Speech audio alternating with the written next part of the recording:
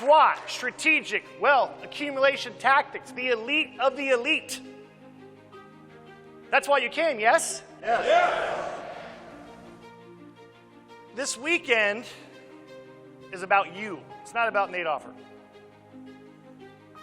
I was fortunate to have a gentleman come in my life who changed my life. And I was a tough case, that's for sure. People ask me, why do you do this, or why do you want to do this? And I pinch myself every day and think, like, if I didn't have someone walk into my life who was willing to teach me how they achieved the level of wealth that they achieved and not give up on me and believe in me more than I believed in myself, I'd be waiting tables somewhere or have a dead-end job.